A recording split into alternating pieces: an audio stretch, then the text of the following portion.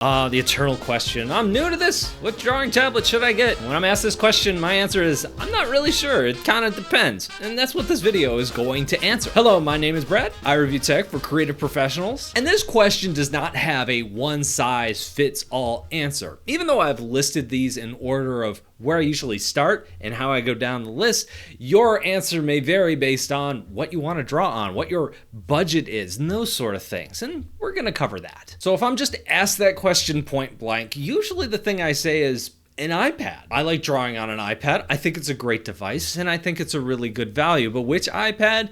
Usually I start by recommending the iPad Air. At $599, it's not cheap, but for what you're getting, it is a very good value. One of the things that I like to look at is this product going to last me a long time? And I feel like this one is. It has an M1 processor, which means you're going to get a lot of the benefits that come with Apple's ecosystem for years to come. Plenty of power. This also has the newer design, so it uses the Apple Pencil 2, which charges along the side. A huge convenience that the cheaper iPads don't have. One of the main reasons that I do recommend Apple first is because I feel that their ecosystem of drawing apps is really, really strong. For example, I really like Adobe Fresco, I like Procreate, I like a lot of the things that are available there that aren't necessarily available on other platforms. Also, many of those apps, like the two I mentioned specifically, I find to be extremely easy to use. Anybody can pick a brush and choose the size and start drawing. There's not a lot that gets in the way. So if you've never used a drawing app before, it's really easy to just open a canvas and go. But then comes the follow-up to that question, which is, wow, $600 plus the price of an Apple Pencil, which is another $129, that's a little bit steep. Could I get something a little cheaper? And the answer to that is, yeah, actually you can. Even though I would recommend the Air for most people because I think it's just a better product with a better pencil that's going to last you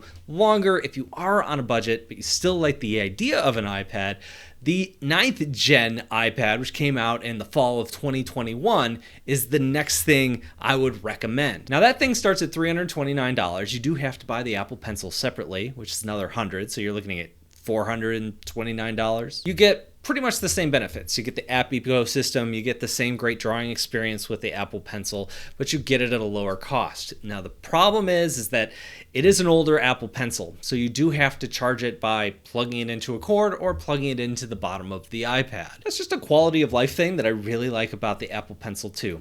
The screen isn't nearly as good, it's not laminated, so you are going to notice that there is a gap between the glass and the screen below it. And it's using an A13 Bionic chip, which actually isn't too bad. So this iPad is going to last you a long time, but it's not going to last as long as that M1 chip will. If you're digging the drawing that I've been using here, this is part of my Learn to Draw in 60 Days course that just launched. I don't think I've even told you guys about it yet on this channel. I'm still working out some of the kinks, but I do have an introductory offer down below in the description. Check out that link if you want to know more details and get a good discount on it while it's hot. So oftentimes the next thing that I hear after someone says, well, I have an Android phone, I'm not really in the Apple ecosystem, not really a big fan of Apple, what else is out there?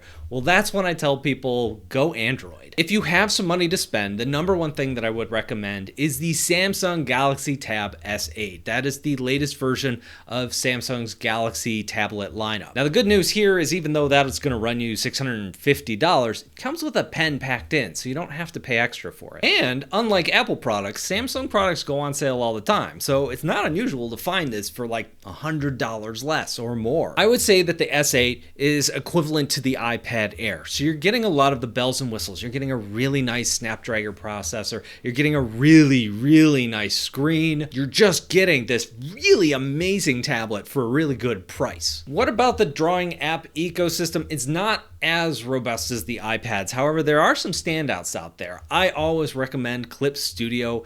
There is a cost to that. There's an annual subscription that you have to pay to use that app, so I understand Some people totally turns them off. The other one that is worth checking out is Krita. I think Krita is a fantastic program. It was really buggy on Android, but every time I use it, it gets better and better and better. Now, one of the downsides of really both of those apps is that I mentioned them a little bit earlier, is there's a lot of interface there. If you've never drawn digitally before, they could be a little bit intimidating. So if you're looking for something that's easy to use, simple to understand, similar to what I talked about on the iPad with Procreate or Fresco, something to take a look at would be iBed's Paint X. So if you love the idea of Android but don't have that kind of budget, definitely check out the Galaxy Tab S6 Lite 2022 edition. Make sure it has the 2022 edition on it. There's an older one with an older processor. You want the 2022 edition. In other videos, I have called this the best bargain in drawing tech. Oftentimes, this thing will go on sale. You'll find it for under $300. It comes with the pen packed in. You're getting this great Android drawing experience. It is just so good for what you're getting. The downside is the screen's not as good as the S8. I don't think it's going to last as long. It's going to get laggy after a few years, unlike the S8. Those are some of the things to consider, but overall, if you're on a budget, you want to go Android, the S8 or S6 Lite is a great thing to check out. Okay, so once I've gone through those, the next thing I would recommend is like a HUION product, like a really solid HUION product.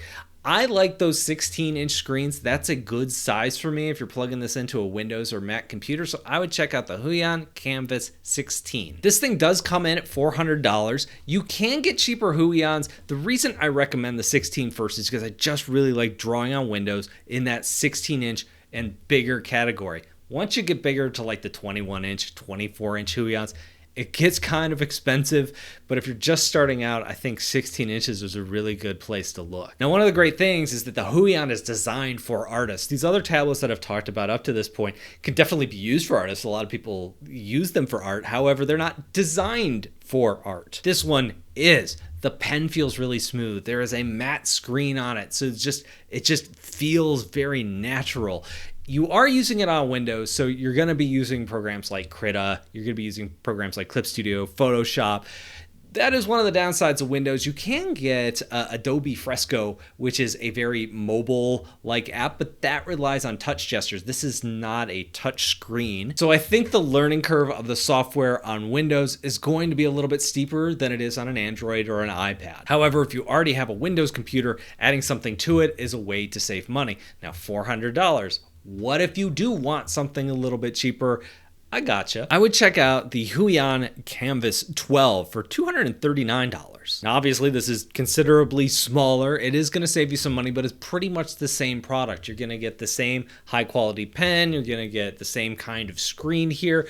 However, what trade-offs are you going to be making for that price? You're just making it in size. Now, one of the problems that happens if you boot up Krita, you're going to see a lot of interface elements that are going to be hard to hit. It's going to be harder to maneuver around Windows on a smaller screen. Totally can be done. This isn't a touch screen or anything. You're using the pen, but that is something to take note of and why I think that 16-inch size is really that sweet spot on Windows. Wow, Brad, all of these things are expensive though. They're hundreds of dollars. Is this really the cheapest way to get into art? That's where this fourth category, my final category, comes into play.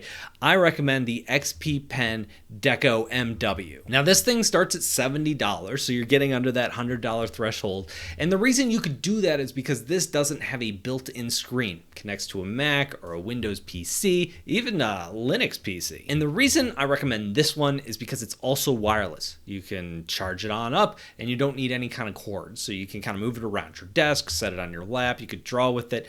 The caveat here is that if you don't have a screen, it takes some time to get used to drawing something on the screen in front of you while you're moving your pen around down here. There's a disconnect there that you have to form in your brain, and that learning curve is rather steep. A lot of people who get these kind of tablets often bounce off of them. I would say stick with it every day. Practice for like 20 minutes, half hour. Just get used to using that tablet. That eye-hand coordination is going to come, but the only way to do it is just to keep at it and keep going. This is also also a decent size. It maps to the screen well. If you do want to save a few bucks, I would check out the DECO M, the one without the W. Basically, it's the same exact thing, except it doesn't have the wireless Bluetooth. This thing doesn't have a battery, so it's always going to have to be plugged into your computer. But other than that, it's going to do the same exact thing. You will find XP pen tablets and HUION tablets that cost less than this. However, I've tested some of those out, and you're making some compromises. The drawing area might be too small, or the pen just isn't good enough. I think this is a good size at a good price, and this is what I would recommend. And I want to finish this by saying, what is not on this list? Well, one of the first things is Wacom. And even though I love Wacom products, and I've used many of Wacom's products and said very nice things about them, what it comes down to me is price. If you're just starting out, Wacom is like the premium brand that does really, really good stuff, but they do it at a really high price. If you're not sure how committed you're going to be to this hobby, spending that much money up front probably isn't worth it. It's the type of thing where once you see those bells and those whistles that are on some of those high-end Wacom tablets, as a beginner, you're not going to notice that they're gone. But as you get more and more and more into art, you're going to look at those features and go, I really need that. Or boy, would my workflow improve if I had that. Then that's going to justify the cost of one of those tablets. The other thing not on this list are Chromebooks. And the main reason why is many of these drawing tablets work with Chromebooks. Many of the drawing apps available for Android work on Chromebooks, but from what I've found, the experience isn't quite there. It works. I think you could even use, some of those XP pen tablets there if you're in a pinch. But my experience is that there's a disconnect, there's lag. Many of those Android apps rely on touch. Those Chromebooks don't have that. It's just a bad user experience. You can do it, but I wouldn't recommend it. Yeah, so that's what I usually recommend. Definitely check out my new course. It's designed to give you like a little 5-10 minute video lesson every day, give you a little project to complete so you can spend 15-20 minutes, a half hour every single day drawing, getting better, learning some skills while you do it for 60 whole days. Link down below in the description, and I'll talk to you guys in a couple of days.